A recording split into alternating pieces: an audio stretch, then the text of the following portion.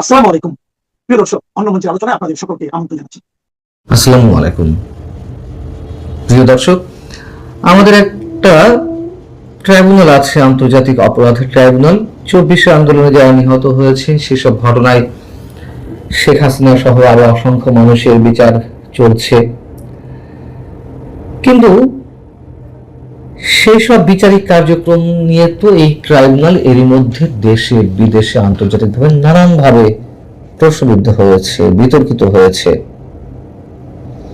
এবং ডক্টর ইউনূসের যে কার্যক্রম, তার ধারাবাহিকতা এখনো অব্যাহত থাকায় মাত্র 5 মাসে বিএনপি সরকারও তুমুল বিতর্কের মধ্যে পড়ছে। এসব জায়গা থেকে নতুন করে আন্তর্জাতিক 5টি মানবাধিকার এবং সাংবাদিকদের প্রতিষ্ঠান এই ট্রাইব্যুনালের বিচারিক কার্যক্রমে তুমুল অসন্তোষ প্রকাশ করেছে। কোন ঘটনাকে কেন্দ্র করে? সাংবাদিক মোজাম্মেল বাবু এবং ফারজানা রূপাকে নতুন করে শাপলা চত্বর হত্যা মামলায় আসামি করা হচ্ছে। এখন তাদের বিরুদ্ধে যেই অনেকগুলো মামলা ছিল সেইগুলো থেকে একে একে তারা জামিন পেয়ে গেছে, এখন ছাড়া পেয়ে যাওয়ার কথা, কিন্তু না, ছাড়া যাবে না। নতুন করে শাপলা চত্বর হত্যা মামলার আসামি করতে হবে। কেন? ওই ঘটনার পরে 71 টেলিভিশনে ফারজানা রূপা একটি অনুষ্ঠান করেছিল। সেই অনুষ্ঠানের মধ্য দিয়ে নাকি শাপলা চত্বর হত্যার বিষয়টি ভিন্ন খাতে প্রবাহিত করার চেষ্টা করা হয়েছিল। এইগুলোকে সামনে এনে আন্তর্জাতিক 5টি সংগঠন, human rights watch, amnesty international, article 19, world alliance for citizen participation, committee to protect journalist, সিভিকাস, এই প্রতিষ্ঠানগুলো তারা নতুন করে একটি বিবৃতি দিয়েছে। যে বিবৃতির ভাষাগুলো, শব্দগুলো আপনারা শুনলেই বুঝতে পারবেন যে তারা কতটা তুমুল ভাষায়, তুমুল নিন্দা জানানোর মধ্য দিয়ে এই বিচারিক কার্যক্রম নিয়ে প্রশ্ন উত্থাপন করেছে, হোল ট্রাইব্যুনালের বিচার কার্যক্রম নিয়ে। তারা বলছে যে যেহেতু শাপলা চত্বরের যে ঘটনাটি সেটি রাজনৈতিক ছিল, তাই বিতর্কিত কোন রাজনৈতিক ঘটনা কিভাবে সম্প্রচার করা হবে সেই সিদ্ধান্তকে কখনোই অপরাধ হিসেবে গণ্য করা যায় না। অর্থাৎ গণমাধ্যমগুলো তার মতো করে রিপোর্ট করবে, সেই রিপোর্টের মধ্য দিয়ে মানবতা বিরোধী অপরাধ হয়ে যাবে। মানবতার বিরুদ্ধে অপরাধ হিসেবে বিচার করা তো দূরের কথা, এমন আচরণকে আন্তর্জাতিক অপরাধ হিসেবে আখ্যা দেওয়ার চেষ্টা আইনিভাবে ভুল। আইনি ভিত্তি ছাড়া এমন প্রক্রিয়া শুরু করার সিদ্ধান্ত বাংলাদেশের সাংবাদিক এবং গণমাধ্যমগুলোর মধ্যে একটি ভীতিকর পরিবেশ করে উঠবে। এখন তো যে কোনো হত্যাকাণ্ড নিয়ে যদি সাংবাদিকরা রিপোর্ট করতে যায়, তারা তো 7-5 ভাববে যে এগুলো আবার মানবতা বিরোধী অপরাধের মধ্যে পড়ে না যায়। এই 5টি প্রতিষ্ঠান সরাসরি যৌথ বিবৃতির মাধ্যমে এই ধরনের বিচারিক কার্যক্রম, এই ধরনের উদ্যোগ ট্রাইব্যুনালের সরাসরি বন্ধের আহ্বান জানিয়েছে। এই প্রতিষ্ঠানগুলো বলছে সাংবাদিক ফারজানা রূপা ও মোজাম্মেল বাবুর বিরুদ্ধে আন্তর্জাতিক অপরাধ ট্রাইব্যুনালের চলমান তদন্ত বন্ধের ব্যবস্থা গ্রহণ করা হোক। এবং যদি বলছিলাম যে এই ট্রাইব্যুনালের সম্পর্কে তারা কতটা অসন্তোষ প্রকাশ করেছে, তা এই অংশ শুনলে আপনারা বুঝতে পারবেন। এই বিবৃতিতে বলা হচ্ছে যে শেখ হাসিনা সরকারের পতনে 2024 সালের জুলাই আগস্টের গণ অভ্যুত্থানে মৃত্যুর ঘটনায় দায়ের করা অসংখ্য হত্যা মামলায় ফারজানা রূপা, মোজাম্মেল বাবু, শাকিল আহমদকে আটক রাখা হয়েছে। তবে এসব মামলার কোনোটিতেই এখনো পর্যন্ত অভিযোগপত্র দেওয়া হয়নি এবং সাংবাদিকদের পেশাগত প্রতিবেদন কিভাবে হত্যার অপরাধ হতে পারে তার কোনো ব্যাখ্যাও দেওয়া হয়নি। সাবেক সরকারের সমর্থক সন্দেহে হাজার হাজার মানুষের বিরুদ্ধে যেসব হত্যা মামলা দায়ের করা হয়েছে এটিও তারই অংশ এবং এইগুলোর বেশিরভাগের কোনো সুনির্দিষ্ট প্রমাণ নেই। বোঝা গেছে কি বলছে এই আন্তর্জাতিক প্রতিষ্ঠানগুলো? এখনো হাজার হাজার মানুষ, তাদের মধ্যে অসংখ্য নিরপরাধ মানুষ, কোনো ধরনের রাজনীতির সঙ্গে যুক্ত নেই, তারা বিনা বিচারে কারাগারে আটক রয়েছেন। কোনো মামলায় জামিন হলে পরবর্তীতে আরেকটি পেন্ডিং মামলা আসছে। এগুলো পুরনো কথা, আমি আপনাদের সামনে অসংখ্যবার তুলে ধরেছি আমার অভিজ্ঞতা থেকে। কোনো মামলায় জামিন হলে নতুন করে মামলা দেওয়া হচ্ছে, এবং মামলা দিতে দেরি হলে সহজে জেল গেট থেকে বের হতে দেওয়া হচ্ছে না। মানে হয়তো কারোর বিরুদ্ধে 2-4টা মামলা ছিল, সবগুলো জামিন হয়ে গেছে, তারপরেও বের হতে দেওয়া হচ্ছে না। নতুন মামলা আসবে, তোমাকে থাকতে হবে।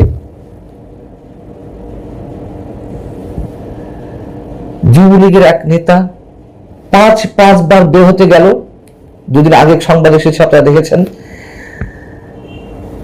তাকে 5 বারের জন্য জেল গেট থেকে আটক করা হয়েছে, মানে ওখানে রেখে দেওয়া হয়েছে, বের হতে দেওয়া হয়নি, তার আগেই পেন্ডিং মামলা।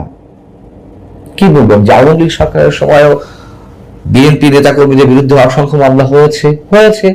কি বলবেন যে তারা এই মামলার ভয়ে, আটক হওয়ার ভয়ে ধান ক্ষেত পাট খেতে লুকিয়েছে? অবশ্যই লুকিয়েছে, অবশ্যই অমানবিক কার্যক্রম ঘটেছে, কিন্তু তখন তো জেল গেট থেকে বের হওয়ার পরে সাদা পোশাকে পুলিশ ধরতো, আর এখন তো জেলের মধ্যে থাকতে থাকতেই নতুন মামলা দেওয়া হচ্ছে, মানে আরো কয়েক ধাপ এগিয়ে যাওয়া। যে 5টি মানবাধিকার সংগঠন, আন্তর্জাতিক সংস্থা বিবৃতি দিয়েছে, তারা আরো কি বলছে একটু খেয়াল করে শুনুন। তারা বলছে গত 2026 সালের 11 মে বাংলাদেশের হাইকোর্ট রূপা ও শাকিল আহমেদকে অধিকাংশ মামলায় জামিন দিলেও সুপ্রিম কোর্টের আপিল বিভাগ পরবর্তীতে সেই আদেশ স্থগিত করে। জামিন হয়ে গেছে, হাইকোর্ট চেম্বার জজ হয়ে আপিল বিভাগ সেগুলো স্থগিত করছে। এখন আন্তর্জাতিক অপরাধ ট্রাইব্যুনালের এই নতুন প্রক্রিয়াটি, অর্থাৎ যে প্রক্রিয়ায় হেফাজতের শাপলা চত্বর হত্যা মামলায় নতুন করে প্রক্রিয়াধীন আসামি হিসেবে অন্তর্ভুক্ত করার জন্য, এই প্রক্রিয়াটি এমন একটি আদালত ব্যবস্থায় তাদের আটকে রাখার আলাদা পথ তৈরি করছে যেখানে জামিন পাওয়া বিরল।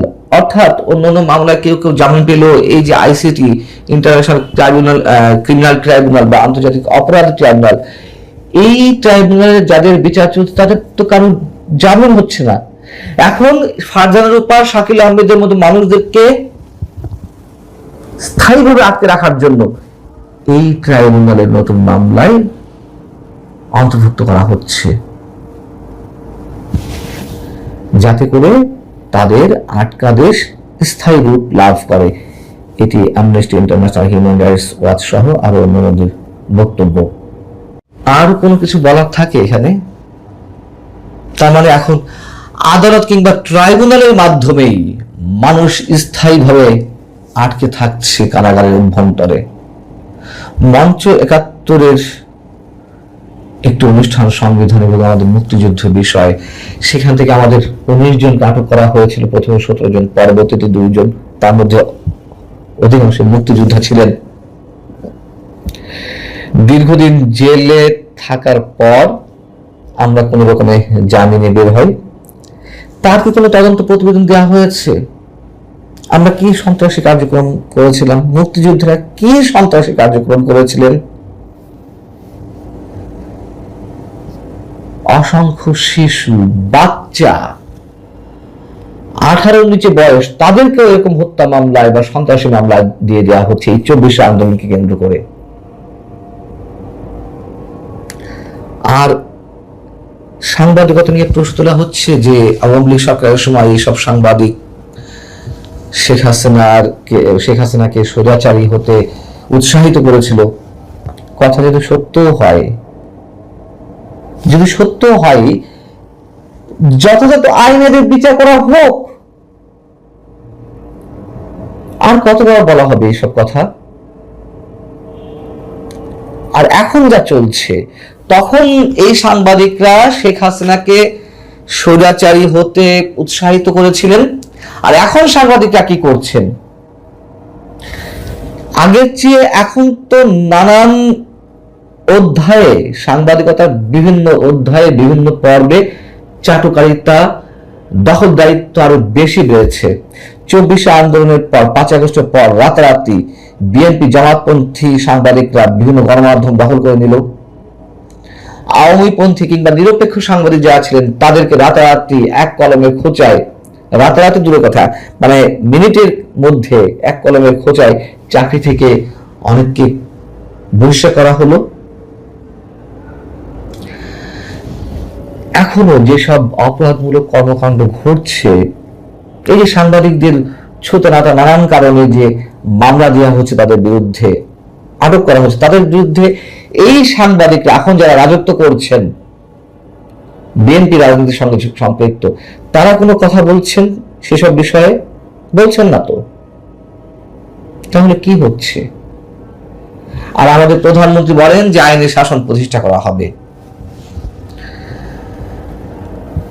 এবং এই গণমাধ্যমগুলোর কোনটিতে এখন রাজাকারদের উত্তরসূরিদের, যুদ্ধাপরাধীদের উত্তরসূরিদের দেদারসে কথা বলার সুযোগ করে দেওয়া হচ্ছে ৭১কে বিতর্কিত করার জন্য। প্রশ্ন তোলা হচ্ছে আমাদের শহীদদের নিয়ে। আসসালামু আলাইকুম রহমতুল্লাহি ওয়া বারাকাতুহু। সম্মানিত দর্শক, আল্লাহ হাফিজ। বাংলাদেশের রাজনৈতিক অবস্থা, এখানে কাউকে সমর্থন দেওয়া কিংবা কাউকে ক্ষমতাচ্যুত করা, এবং এদেশে যারা রাজনীতি করছেন, রাজনীতিবিদ, তাদের হাতে আসলে কতটুকু ক্ষমতা রয়েছে, এই বিষয়গুলো নিয়ে আলোচনা করব। আপনারা জানেন যে এই বিএনপি ক্ষমতা আসার আগে খুব জনপ্রিয় একটা স্লোগান ছিল, দিল্লি না পিন্ডি না, ঢাকা ঢাকা ঢাকা, এরকম একটা কথা। তারপরে দিল্লিও না পিন্ডিও না, মানে পাকিস্তানও না, দিল্লিও না, পিন্ডিও না, রাওয়ালপিন্ডিও না। পিন্ডি তো এখন নেই, এখন সেটা ইসলামাবাদে চলে আসছে, কিন্তু ওইভাবে বলার চেষ্টা করলো। আরেকটা স্লোগান ছিল, সবার আগে বাংলাদেশ, বাংলাদেশ ফার্স্ট। আরেকটা স্লোগান ছিল, আই হ্যাভ এ প্ল্যান। এরপর ওটা চলে গেল, উই হ্যাভ এ প্ল্যান। এর বাইরে জামাতের যারা ইনফ্লুয়েন্সার ছিল, তারা ইনকিলাব জিন্দাবাদ, ইনকিলাব জিন্দাবাদ, এই কথাটা বলার চেষ্টা করত। আর জামাতের ওই যে প্রচার প্রপাগান্ডা, আমরা ভালো মানুষ, আমাদেরকে ভোট দিলে দেশের উপকার হবে, এমনকি জামাত ইসলামে ভোট দিয়ে যদি কেউ একটা বিড়ি টানে সেটাও নাকি জান্নাতের, এরকম কথাবার্তা নানা রকম নির্বাচনকে কেন্দ্র করে, নির্বাচনের আগে পরে জয়লাভের জন্য অনেক অনেক কথা বলেছে। আবার ডক্টর মোহাম্মদ ইউনূস ক্ষমতায় থাকার জন্য নানা রকম ন্যারেটিভ তিনি তৈরি করেছেন, যে সারা দুনিয়া থেকে বাংলাদেশের লোকজন আসবে, আমাদের কোথাও যেতে হবে না, আমাদের যে 3-0 থিওরি, দারিদ্রতা জাদুঘরে চলে যাবে, বেকার সমস্যা থাকবে না, সবাই ব্যবসা করবে। এবং মাশাআল্লাহ তিনি নিজে চমৎকার ব্যবসা করেছেন। ডক্টর মোহাম্মদ ইউনূস অসাধারণ ব্যবসা করেছেন, তার যারা আপনজন লোকজন আছেন তারাও ব্যবসা করেছেন। তারপরে তিনি চলে গেছেন। তো চলে যাওয়ার পরে এখন এরকম একটা জটিল অবস্থা তৈরি হয়ে গেছে যে এখন আর আসলে দিল্লি পিন্ডির মধ্যে স্লোগান দিল্লি না পিন্ডি এই থাকছে না। এখন একটাও থাকছে না দিল্লি, পিন্ডি, ওয়াশিংটন বা বেইজিং কিনা, এটাও বলা যাচ্ছে না। এর কারণ হলো যে আমাদের এখন এই মুহূর্তে যা কিছু হচ্ছে, এখানে কোনো পলিটিক্যাল ডিসিশন, পলিটিক্যাল নেগোসিয়েশন এটা হচ্ছে না এই বাংলাদেশে এখন। মানে আমরা যেটাকে দিল্লির সাউথ ব্লক বলি, দিল্লিতে সাউথ ব্লক বলি, যেখানে দিল্লির রাজনীতিবিদরা থাকেন।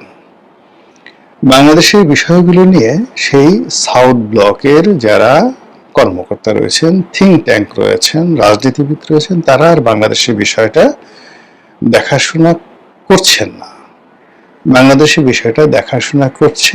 আমরা বাংলাদেশে যেটিকে উত্তরপাড়া বলি, তো সেখানে তাদের যে মিলিটারি ইন্টেলিজেন্স রয়েছে, তাদের যে নিরাপত্তা বিভাগ রয়েছে, নিরাপত্তা বিশ্লেষক রয়েছে অজিত দোভাল, তিনি তার সঙ্গে সঙ্গে তাদের বিদেশের মাটিতে যে সকল কমব্যাট চালানো হয়, অপারেশন চালানো হয় রয়ের মাধ্যমে, মোসাদ, সিআইএ, এই প্রতিষ্ঠানগুলো বিদেশের মাটিতে যখন কোনো সামরিক অভিযান পরিচালনা করে, গুপ্ত হত্যা করে, অপারেশন পরিচালনা করে, যে কমব্যাট পরিচালনা করে, এটি তখন আর রাজনীতিবিদদের হাতে থাকে না। রাজনীতিবিদরা এটা জানেই না। রাজনীতিবিদরা তাদের যে টোটাল যে ফাইলগুলো, সেই ফাইলগুলো তারা তাদের ডিফেন্স মিনিস্ট্রিতে চলে যায়। এমনকি এমন কতগুলো গুরুত্বপূর্ণ থাকে যে তাদের ডিফেন্স মিনিস্টার, যেমন ভারতের এমন অনেক গুরুত্বপূর্ণ বিষয় আছে যেগুলো অজিত দোভাল জানেন, কিন্তু প্রতিরক্ষা মন্ত্রী রাজনাথ সিং জানেন না। আবার পাকিস্তানের অনেকগুলো বিষয় রয়েছে যেগুলো সেনাপ্রধান জানেন, অসীম মুনির জানেন, কিন্তু প্রধানমন্ত্রী জানেন না। এবং এইটা যে কতটা গুরুত্বপূর্ণ, এটা আবুল মনসুর আহমদের আমার দেখা রাজনীতির যে 40 বছর, সেই বইতে তিনি খুব চমৎকারভাবে বর্ণনা করেছেন। তিনি অল্প কয়েকদিনের জন্য ভারপ্রাপ্ত প্রধানমন্ত্রী ছিলেন যখন হোসেন সৈয়দ সোহরাওয়ার্দী আমেরিকাতে গিয়েছিলেন, বেশ কিছুদিনের জন্য তাকে ভারপ্রাপ্ত প্রধানমন্ত্রী করা হয়েছিল। ঠিক ওই সময়টাতে তিনি যখন কিছু সামরিক গুরুত্বপূর্ণ নথি দেখতে চাইলেন, স্থাপনা দেখতে চাইলেন, তখন তাকে জানানো হলো, যেটা আপনি তো দূরের কথা, নির্বাচিত প্রধানমন্ত্রী, তাকেও জানানো হয় না, এবং এই সমস্ত জায়গাতে কখনো রাজনীতিবিদদের ঢুকে দেওয়া হয় না। ইট ইজ অ্যাবসলিউটলি মিলিটারির বিষয়। এই কথাটা উনি লিখে গেছেন। তো তদ্রূপ আমাদের বাংলাদেশের অনেক কিছু বিষয় আছে যেগুলো আসলে অ্যাবসলিউটলি সামরিক বিষয়, যেটা প্রধানমন্ত্রীকেও জানানো হয় না। আবার ভারতও আছে, পাকিস্তান আছে, এবং আমেরিকাটাও আছে। এখন বাংলাদেশের যে বিষয়গুলো আছে, এই মুহূর্তে বাংলাদেশের বিষয়গুলো আছে, সেটা পলিটিক্যাল সলিউশন বা পলিটিক্যাল যে মানে ইনফ্লুয়েন্স, এই ইনফ্লুয়েন্সের পর্যায়ে নেই। যখন একটা রেজিম চেঞ্জ হয়, যেমন বাংলাদেশের শেখ হাসিনার যে রেজিমটা চেঞ্জ হয়েছে, এই রেজিমটা চেঞ্জ হওয়ার পিছনে জো বাইডেন বা তাদের পররাষ্ট্রমন্ত্রী যারা ছিলেন, তাদের ভূমিকার চাইতে এখানে যেটা বন্ধ করা হয়েছে রিসেন্টলি, সেটা হলো তাদের একটা প্যাসিফিক কমান্ড ছিল, ইন্দো প্যাসিফিক কমান্ড। তো সেই ইন্দো প্যাসিফিক কমান্ডের নেতৃত্বে যারা মিলিটারি বিশেষজ্ঞ ছিলেন, তারা এটা হ্যান্ডেল করবে। যদি ডিপ স্টেট, পাকিস্তানে ঠিক সেম ঘটনা ঘটেছে, অর্থাৎ ইন্দো প্যাসিফিক কমান্ড থেকে সেটা আসছে। ইন্দো প্যাসিফিক কমান্ডের সঙ্গে সরাসরি পেন্টাগনের যোগাযোগ, আর পেন্টাগনের এই একটা অংশ হলো সিআইএ। আর সিআইএ এর দুটো শাখা আছে, একটা হলো পলিটিক্যাল শাখা, আর একটা হলো মিলিটারি শাখা। মিলিটারি শাখা সরাসরি সামরিক বাহিনী কর্তৃক নিয়োজিত হয়, আর পলিটিক্যাল যে বিষয়টি, সেটি প্রেসিডেন্ট ডোনাল্ড ট্রাম্প তার ইচ্ছা মতো সিআইএর প্রধান বা নিরাপত্তা বিশ্লেষক, যেমন তুলসী গ্যাবার্ডকে নিয়োগ দেওয়া হয়েছিল, ঠিক ওই রকম ভাবে নিয়োগ দেওয়া হয়। তো সেই দিক থেকে যদি বাংলাদেশে ডিপ স্টেট পলিসি আমেরিকা করে থাকে, এবং সেটা করেছে, ডোনাল্ড ট্রাম্প বলেছেন, তাহলে এটা আর হোয়াইট হাউসের বিষয় নেই, এটা আর ওয়াশিংটনের বিষয় বলা যাবে না, এটা পররাষ্ট্র মন্ত্রণালয়ের বিষয় বলা যাবে না, এটা মার্কিন যাকে বলা হয় ডিপার্টমেন্ট অফ জাস্টিস, সেটার বিষয় বলা যাবে না, এটা সিনেটে আছে বা কংগ্রেসে আছে, কংগ্রেসের বিলের মধ্যে জড়িত না, এটা অ্যাবসলিউটলি 100% পেন্টাগনের হাতে চলে গেছে। তো যখন পেন্টাগন তার শক্তিমত্তা, মিলিটারি ইন্টেলিজেন্স, এগুলো ব্যবহার করে অনেকটা সেমি যুদ্ধ, গেরিলা যুদ্ধ, কিংবা একটা দেশকে উত্তপ্ত করার ক্ষেত্রে, সেখানে আক্রমণ পরিচালনা করার ক্ষেত্রে যা কিছু করে, তখন সেই সকল দেশ মোটামুটি একটা যুদ্ধ ঝুঁকির মধ্যে থাকে, অভ্যন্তরীণ কিংবা বহিঃশত্রু, এরকম একটা যুদ্ধের মধ্যে থাকে। যেমন এখন যেটা তাইওয়ানের বিষয়টা, বা ইরানের বিষয়টা, ইউক্রেনের বিষয়টা, এটা আসলে ডোনাল্ড ট্রাম্পের উপর নির্ভর করে না। সে শুধুমাত্র বকর বকর করছে। পুরো বিষয়টি আসলে নির্ধারিত হচ্ছে পেন্টাগন থেকে।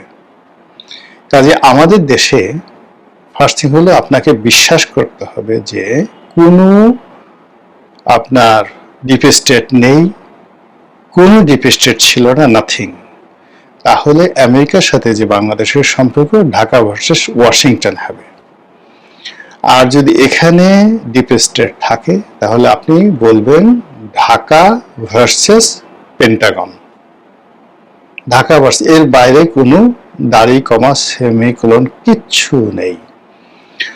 আর আমাদের যারা রাজনীতিবিদ তারা যতই মার্কিন পররাষ্ট্র দপ্তরে দৌড়াক, ডোনাল্ড ট্রাম্পের অফিসে দৌড়াক, লবিস্টের পিছনে দৌড়াক, কিন্তু এটা সামরিক চ্যানেলে যতক্ষণ না পর্যন্ত এটা নেগোসিয়েশন না হবে ততক্ষণ পর্যন্ত এই যে একটা গ্যারাকল জাতাকল এর মধ্যে থেকে আমেরিকার জায়গা থেকে আমরা বেরোতে পারবো না। এই গেল আমেরিকা অর্থাৎ পেন্টাগন। Secondly Mossad. এখন মোসাদকে বলা হয় পৃথিবীর সবচেয়ে দুর্ধর্ষ, এর চেয়ে দুর্ধর্ষ, এর চেয়ে ইফেক্টিভ এবং এর চেয়ে ধ্বংসাত্মক বিষয় নেই। মোসাদ যেখানে তাদের স্বার্থ আছে সেখানে যে তারা হস্তক্ষেপ করে, নট লাইক দ্যাট। মোসাদ কিছু কিছু জায়গাতে তারা তাদের একটা বাফার জোন গড়ে তোলে, সেফ জোন গড়ে তোলে, এবং তাদের জন্য সেই সেফ জোনটি এই মুহূর্তে পৃথিবীর সবচেয়ে বাফার এবং সেফ জোনটি হলো ভারত। এবং সেই ভারতের যে সেফ জোনটি এটি আমেরিকাও মেনে নিয়েছে, কিন্তু ইরান এটা মানছে না। আপনি দেখেন এই যে এখন ইরানের সাথে আবার নতুন করে যুদ্ধ হলো এবং ভারতীয় জাহাজগুলো সেখানে বন্ধ করে দিয়েছে, এবং তারা নরেন্দ্র মোদীকে ডাইরেক্ট বলেছে যে তুমি যদি তোমার এই বাফার জোনটি ওখান থেকে না সরাও তাহলে সেখান থেকে সরাসরি আমরা এখান থেকে আমাদের জানা আছে যে কোথায় তোমরা ড্রোন উৎপন্ন করছো ইসরায়েলের জন্য, কোথায় তোমাদের অফিস আছে, কি আছে, ডাইরেক্ট আমরা এখান থেকে তোমাদেরকে আক্রমণ করব। ফলে কি হলো, এই যে ভারতে যে তাদের বাফার জোনটা আছে সেই বাফার জোনটা তুলনামূলকভাবে যদি বাংলাদেশের মধ্যে চলে আসে, ভারতের মদতে এবং মোসাদের মদতে এবং আমেরিকার মদতে, আমি তো আশ্চর্য হব না। যেটি বুঝতে বুঝতে হয়তো দেখা গেল যে ইরানের অনেক সময় লাগবে, আর ইরান যত সহজে ভারতে আক্রমণ করতে পারবে তত সহজে বাংলাদেশের মধ্যে কিন্তু তারা আক্রমণ করতে পারবে না, বিকজ এটা এত পাবলিকলি মানে ডেন্সিটি এখানে অনেক বেশি যে এখানে যে কোনো একটা দুর্ঘটনা ঘটার সঙ্গে সঙ্গেই প্রচুর ক্যাজুয়ালিটি হবে, অস্বাভাবিক ক্যাজুয়ালিটি হবে। ফলে বাংলাদেশের সঙ্গে মোসাদের যে রিলেশন নিয়ে ইদানিং যে কথাবার্তা হচ্ছে, এবং অনেক দিন থেকে আমরা অমুকে মোসাদের এজেন্ট, অমুকে মোসাদের কাছে টাকা নিয়েছে, মানে নানা রকম যে কথাবার্তা আমরা শুনে আসছি, সেটা যদি পেন্টাগন ভার্সেস ঢাকা হয়, ডিপ স্টেট হয়, এখানে মোসাদ অনিবার্য। গেল মোসাদের কথা। এরপর আসেন র। যখন আমেরিকা এবং বাংলাদেশের সম্পর্ক এটি আর রাজনৈতিক পর্যায়ে থাকবে না, এটি CIA versus Pentagon versus even not FBI, CIA এবং পেন্টাগনের মধ্যে চলে যাবে। ঠিক সেই সময়টাতে ভারতও এই বিষয়টি আর পলিটিক্যালি সলিউশন করবে না, করতে পারবে না, তাকেও তার সেই মিলিটারি উইংসকে কাজে লাগাতে হবে। এবং এই গত 2 বছর ধরে আপনি চিন্তা করেন, ঘন ঘন নরেন্দ্র মোদী এবং অমিত শাহ এবং যাকে বলা হয় তাদের অজিত দোভাল আসাম, বিহার, ত্রিপুরা এবং কলকাতাতে ঘন ঘন আসছে। যেভাবে মমতা ব্যানার্জিকে হটিয়ে অনেকটা বাংলাদেশের কায়দায় ভোট র্যাগিং করে 2 নম্বরই করে তারা পশ্চিমবঙ্গের ক্ষমতা বিজেপি দখল করেছে, যেভাবে শুভেন্দুর মতো মমতার একজন সাধারণ কর্মীকে যেভাবে সেখানে প্রতিষ্ঠিত করা হয়েছে, ইট মিনস কলকাতা কেন্দ্রিক। কলকাতাতে যেভাবে ব্রিটিশ জমানাতে ফোর্ট উইলিয়াম দুর্গ তৈরি করা হয়েছিল, ইতিহাস বারবার ঘটতে থাকে। দেখেন, মানে আমি বারবার ইতিহাস বলি এই কারণে যে যেহেতু ইতিহাসের ছাত্র, একই ঘটনা বারবার ঘটে। ইস্ট ইন্ডিয়া কোম্পানি তাদের যে সাবকন্টিনেন্টাল যে headquarter, that was in Madras, মানে এখন যেটাকে আমরা দক্ষিণ ভারত বলি, নরেন্দ্র মোদীর যে এলাকা, গুজরাট, মুম্বাই, মানে এই পুরো দুটো অংশ, এটা হলো উত্তর ভারত আর এটা হলো দক্ষিণ ভারত। তো উত্তর ভারতের যে অংশ, সেই অংশের মধ্যে প্রাইম যে জায়গাগুলো আছে তার মধ্যে ধরেন দিল্লি, এলাহাবাদ, রাজস্থান, এই জায়গাতে আপনি গিয়ে দেখেন, এটাকে বলে উত্তর ভারত। আর দক্ষিণ ভারত বলতে ওই যে শিবাজি রাওদের ওই পুরো এলাকা, দাক্ষিণাত্য, মাদ্রাস, গুজরাট, এই সমস্ত এলাকা। তো ওখানে তারা প্রথমে ঘাঁটি করলো, মাদ্রাসে তাদের ঘাঁটি করলো, মাদ্রাস প্রেসিডেন্সি এটা দীর্ঘদিন নাম ছিল। কিন্তু পরে দেখলো যে না, কৌশলগতভাবে মাদ্রাজের চাইতে তাদের জন্য হুগলি এবং তাদের জন্য কলকাতা, হুগলি, মুর্শিদাবাদ এবং বাংলা, বিহার, উড়িষ্যার গুরুত্বপূর্ণ, এবং বাংলা, বিহার, উড়িষ্যার এই এলাকায় ডমিনেট করার জন্য এই প্রথম তারা ওখানে একটা দুর্গ নির্মাণ করলো, ফোর্ট উইলিয়াম দুর্গ। এবং সেই ফোর্ট উইলিয়াম দুর্গকে কেন্দ্র করে এই পলাশীর যুদ্ধ, এবং পলাশীর যুদ্ধ পরবর্তীতে ইতিহাস জানে যে বাংলা থেকে তারা যে রাজত্ব শুরু করলো, এরপর তারা ধীরে ধীরে মাদ্রাসের দিকে এগুলো সেকেন্ড ফেজে। সেম ঘটনা আরো আগে, অর্থাৎ 1026 সনে ঠিক একই ঘটনা ঘটল। অর্থাৎ দক্ষিণ ভারতে রাজা ছিলেন রাজেন্দ্র, চোল সম্রাট রাজেন্দ্র। তো তিনি এই নরেন্দ্র মোদীর মতো ওই এলাকাতে বেশ সুখে শান্তিতে ছিলেন। কিন্তু এই যে বাংলাতে যে ধন সম্পদ এবং বাংলাতে যে অর্থবৃত্ত এবং এখানে যে প্রবলেমগুলো, পলিটিক্যাল প্রবলেমগুলো শুরু হলো, এটায় তিনি বেশ অস্থিরতা অনুভব করছিলেন। ফলে 1026 সন, মানে আজ থেকে 1000 বছর আগে সেই চোল সম্রাট রাজেন্দ্র এই বাংলা, বিহার, উড়িষ্যা আক্রমণ করে এটা দখল করে নিলেন। এখন দেখেন যে উত্তর ভারতের রাজনীতি, মানে দিল্লি, আগ্রা, এলাহাবাদ, এই যে পুরো যে এলাকাটা, মধ্যপ্রদেশ, ইউপি, এই এলাকার যে রাজনীতি এরা কন্ট্রোল করছে কারা? দক্ষিণ ভারতের লোকজন, অমিত শাহ এবং যাকে বলা হয় নরেন্দ্র মোদী। তো এগুলো করার পরও এই যে বাংলা, বিহার, উড়িষ্যা 1756 সালে ইংরেজদের জন্য যে সমস্যা তৈরি করেছিল, বাংলা, বিহার, উড়িষ্যা 1026 সনে যে সমস্যা তৈরি করেছিল রাজা রাজেন্দ্রর জন্য, চোল সম্রাট রাজেন্দ্রর জন্য, বাংলা, বিহার, উড়িষ্যা সম্রাট আকবরের জন্য যে প্রবলেম সৃষ্টি করেছিল, বাংলার 12 ভূঁইয়ারা যে প্রবলেম সৃষ্টি করেছিল, the same problem now happening. এই জন্য ভারত কি করছে, তার মিলিটারি কমব্যাট গুলো, স্থাপনাগুলো এখন এই পশ্চিমবঙ্গ, বিহার, উড়িষ্যা, ত্রিপুরা, আসাম।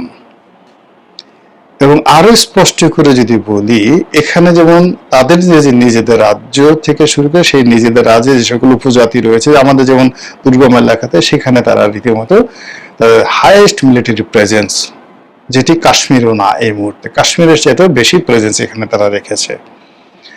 আর আমাদের যে সীমান্ত, আমাদের সীমান্তে তারা এই গত 2 বছর যাবত যে মানে মিলিটারি যে উপস্থিতি, সেই উপস্থিতিতে তারা মানে এখান থেকে তারা যদি মুভ করতে চায়, উইদিন 1 ঘন্টায় তারা মুভ করতে পারবে। তাদের এয়ার ফোর্স, তাদের নেভাল ফোর্স এবং তাদের স্থল বাহিনী, ক্যাভারি, মানে আমরা যেটাকে বলে গো টাওয়ার, এটাকে এখন মানে ইনফ্যান্ট্রি বলা হয়, পদাতিক বাহিনী।